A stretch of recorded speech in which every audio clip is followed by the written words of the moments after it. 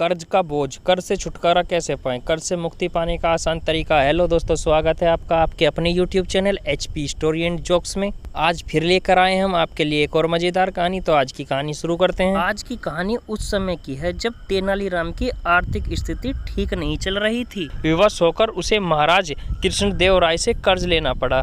कर्ज लेते समय उसने महाराज को वचन दिया कि वह अति शीघ्र कर्ज चुका देगा।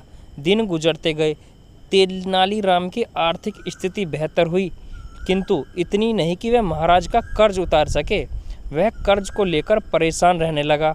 उस परेशानी के दो हल थे, एक कि वह किसी तरह महाराज का कर्ज उतार दे और दूसरा किसी तरह उसे महाराज से कर्ज से मुक्ति मिल जाए।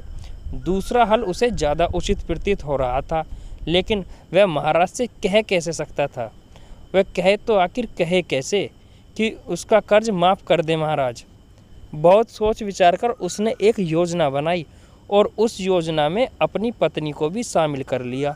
फिर एक दिन उसने अपनी पत्नी के माध्यम से महाराज को संदेश भिजवाया कि उसका स्वास्थ्य ठीक नहीं है, इसलिए वह कुछ दिन तक दरबार में उपस्थित नहीं हो पाएगा।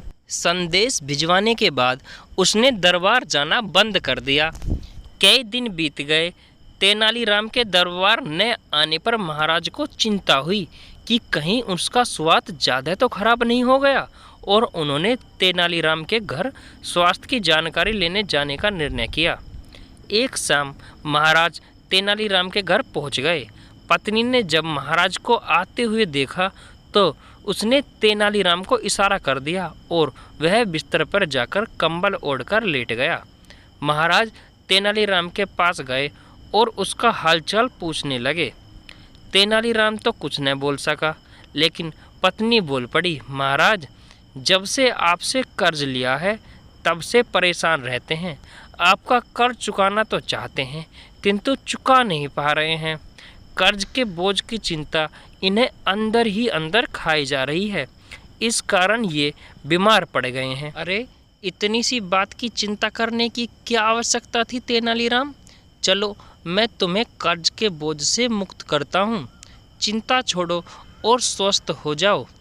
तेनालीराम को सांत्वना देते हुए महाराज बोले। यह सुनना था कि तेनालीराम कंबल फेंक तुरंत उठ खड़ा हुआ और मुस्कुराते हुए बोला, आपका बहुत बहुत धन्यवाद महाराज। तेनालीराम को स्वस्थ देख महाराज बहुत क्रोधित हुए और बोले, ये क्या तेनालीराम, तुम तो एकदम स्वस्थ हो। इसका अर्थ यह है कि कर्ज से मुक्ति पाने के लिए तुम बीमारी का बहाना बना रहे थे। तुम्हारा इतना साहस, तुम दंड के पात्र हो। तेनालीराम ने हाथ जोड़ लिए और भोलेपन से बोला, महाराज, मैंने कोई बहाना नहीं बनाया। मैं सच में कर्ज के बोझ से बीमार पड़ गया था, लेकिन जैसे ही आपने मुझे उस बोझ से मुक्त किया, मैं स्वस्थ हो गया। महाराज क्या कहते। तेनालीराम की चतुराई और भोलेपन के मिश्रण ने उन्हें निशब्द कर दिया था। तो दोस्तों, आप लोगों को तेनालीराम की ये कहानी कैसी लगी हमें कमेंट बॉक्स में ज़रूर बताएं। कहानी अच्छी लगी हो तो वीडियो को लाइक करें, चैनल को सब्सक्राइब करें और बेल आइकन दबाना ना भूलें। वीडियो में लास्ट तक बने रहने के लिए धन्यवाद।